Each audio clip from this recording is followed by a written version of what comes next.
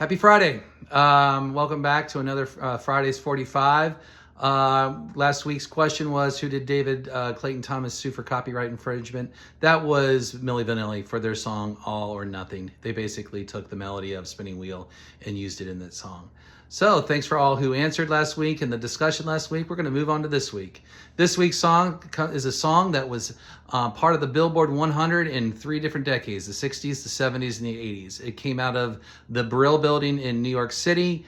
If you don't know anything about the Brill Building, it's a really interesting building that a lot of singer-songwriters and a lot of music came out of in the 60s and the 70s and in the 80s. So if you ever get a chance, look it up. It's pretty interesting. It's located on Broadway, about 4.5 blocks north of Times Square, right there on the west side. But this song, great song. It's been sung by many different artists. It's called Always Something There to Remind Me. Always Something There to Remind Me was first recorded by Dionne Warwick as a demo. It reached number 65 back when it was released in 1963. The next year, Lou Johnson got a hold of it in the Brill Building, got a hold of this song, and he put his spin on it, more of a jazz spin.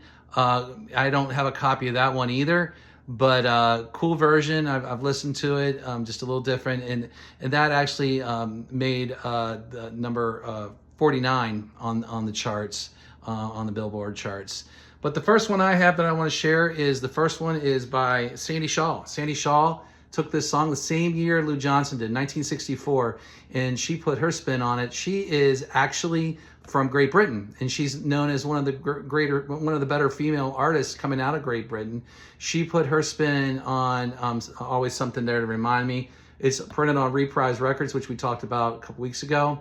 Great version. I enjoy it. This version didn't get quite as much as Lou. I think it got up to number 52 on the US charts, but on the UK charts, it hit number 1, which is interesting. The next song, or the next artist, sorry about that, is R.B. Greaves. R.B. Greaves, yeah. Take a Letter, Maria. That's the song he's really known for, but he also did his version, and you can actually hear the mariachi, trumpets and horns in this version as well, like you can in Take a Letter from Maria. This was recorded in Muscle Shoals. There's no wonder I like it. A lot of music coming out of Muscle Shoals. Another great documentary on one of the streaming channels you can watch on Muscle Shoals. A must watch. All the music that came out of there, amazing. But he did his version. His version got up to number 27 on the charts. And the last version, of course, is the 1983 version by Naked Eyes. I have 2 versions. I have the one that's printed with The Time Is Now on the other side, and then I've also got a promo which has both the songs on the side. This is an earlier pressing because it's a promo. It was put out by EMI, and if you don't know much about EMI, very interesting. EMI started in the 1930s. It stands for Electric Musical Industries. It was a research for it was set up in the 1930s for research. And when they got into the 1960s, they got in the early 1960s, they were researching computers. There's a guy, a research scientist. His name is Godfrey Hounsfield. Godfrey Hounsfield was the scientist that actually was doing some research on computers, and he was the first one to build an all-transistor computer. But their computer division they weren't getting much out of it by the early 1960s, and they decided to kind of close it up and sell it off. But they wanted to keep this researcher, so they kept him, and they found money in the early 60s. They found money to keep him because EMI had a little group that they were putting music out called the Beatles. The Beatles actually helped fund this guy's research. It didn't fund all of it. I mean, it wasn't the whole funding, but it helped keep this guy in-house for EMI.